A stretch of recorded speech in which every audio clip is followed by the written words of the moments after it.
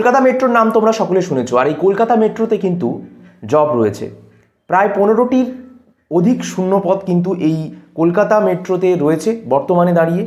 এবং Kolkata metro railway দপ্তরের তরফ থেকে যে নোটিফিকেশানটা দিয়েছে তা আজকে তোমাদেরকে সম্পূর্ণ দেখাবো এবং তোমাদেরকে ডিটেলস বলে দেবো কীভাবে আবেদন করতে হবে, কিভাবে অ্যাপ্লাই করতে হবে, কী কী ডকুমেন্ট লাগবে। তার জন্য অবশ্যই ভিডিওটা মনোযোগ সহকারে প্রথম থেকে শেষ অবধি স্কিপ না করে দেখবে। পুরো ভিডিওটা দেখে তোমাদের মতামত কমেন্ট বক্সে জানাবে ও অ্যাপ্লাই করবে। তারপর বলি যে পদের নাম হচ্ছে কনসালটেন্ট ইঞ্জিনিয়ারিং এবং মোট শূন্যপদ কিন্তু বলে দিই 15টারও অধিক। আবেদন অনলাইন ও ইমেলের মাধ্যমে আবেদন করতে হবে। আবেদনের শেষ তারিখ বলে দিয়েছে 9/12/2025, অর্থাৎ 9/2/2025, অর্থাৎ ফেব্রুয়ারি মাসের 9 তারিখে কিন্তু আবেদনটা শেষ হয়ে যাবে। তো কিছুদিন সময় রয়েছে, তাড়াতাড়ি আবেদন করতে পারো। এখানে যে পদে নিয়োগ করা হবে সেই পদের নাম কি? Consultant engineering. এখানে মোট শূন্যপদ 15টি।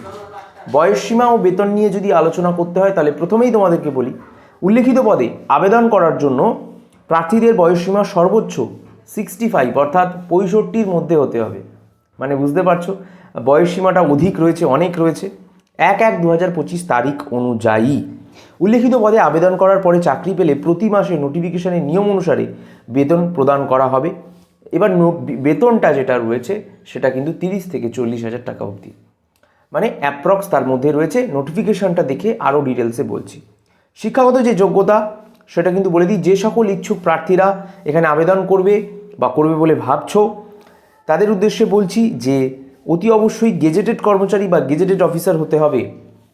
মানে বলে দিই, এটা যে কোনো একটা ছেলে মেয়ে আবেদন করে দিলে এমনটা হবে না, এটা অবশ্যই সরকারি কর্মচারীরা আবার আবেদন করতে পারবে। সেই কারণেই বয়সটাকে এতটা বাড়ানো হয়েছে। তো বলে দিই এই বিজ্ঞপ্তি কিন্তু কোথা থেকে প্রকাশিত হবে? www.kmrc.in এই ওয়েবসাইট থেকে কিন্তু প্রকাশিত হবে। এই পোর্টালের তথ্য অনুযায়ী তোমরা সমস্ত তথ্য কিন্তু আমরা তুলে ধরলাম এবং বলে দিই যে আবেদনের জন্য ডকুমেন্টস কী কী লাগবে তোমরা পরে ওয়েবসাইটে থেকে চেক করে নেবে। জন্ম তারিখের প্রমাণপত্র, বার্থ সার্টিফিকেট লাগবে, আইডি প্রুফ, আধার কার্ড লাগবে, জাতি সংস্থাপত্র মানে SC ST OBC তুমি কি, অবসরপ্রাপ্ত সার্টিফিকেট লাগবে, আর পাসপোর্ট সাইজের একটা ছবি লাগবে। যারা অবসর রয়েছে তারা মেইনলি এই চাকরিটার জন্য কিন্তু আবেদন করতে পারে। নিয়োগ প্রক্রিয়া, এখানে ইচ্ছুক প্রার্থীদের নোটিফিকেশনের নিয়ম অনুসারে নিয়োগ সম্পূর্ণ করা হবে। আর কিভাবে আবেদন করতে হবে, প্রথমে তোমাদের অনলাইনে বলে দিই, প্রথমত অনলাইনে আবেদন করতে হবে। সর্বপ্রথম তোমাদের যে ওয়েবসাইট বললাম www.kmrc.in kmrc.in এই ওয়েবসাইটে তোমাদের যেতে হবে এবং এই ওয়েবসাইটে গিয়ে তোমাদের রেজিস্ট্রেশন সম্পূর্ণ করতে হবে। এবার রেজিস্ট্রেশন যখন হয়ে যাবে তোমরা একটা ফর্ম পাবে, সেখানেই সেই ফর্মটা ফিল আপ করবে। তারপর যা যা ডকুমেন্টস তোমাদের আপলোড করতে আমরা বললাম সেগুলো অবশ্যই 10 কেবির মধ্যে কিন্তু আপলোড করে দেবে।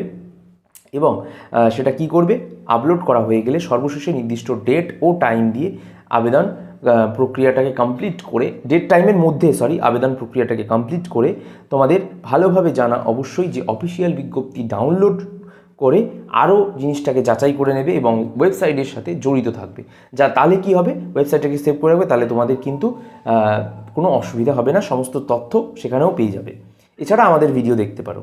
কিভাবে, মানে আবেদনের শেষ তারিখ কী রয়েছে? 9/2/2025। তোমাকে আবার বললাম 2025 সালের 9 তারিখে কিন্তু ফেব্রুয়ারি মাসের লাস্ট আপডেট, মানে লাস্ট অ্যাপ্লাই করার তথ্য রয়েছে আর লাস্ট চান্স রয়েছে। অফিসিয়াল ওয়েবসাইটের লিঙ্ক এবং এর পাশাপাশি অফিসিয়াল বিজ্ঞপ্তির লিঙ্ক তোমরা সবটাই কিন্তু আমাদের এই ভিডিওর ডেসক্রিপশন বক্সে ও ফার্স্ট কমেন্টে পেয়ে যাবে। সেখান থেকে অবশ্যই তাড়াতাড়ি গিয়ে অ্যাপ্লাই করে দাও। যারা অবসরপ্রাপ্ত কর্মচারীরা রয়েছে তাদের জন্য এটা একটা দারুণ সুযোগ।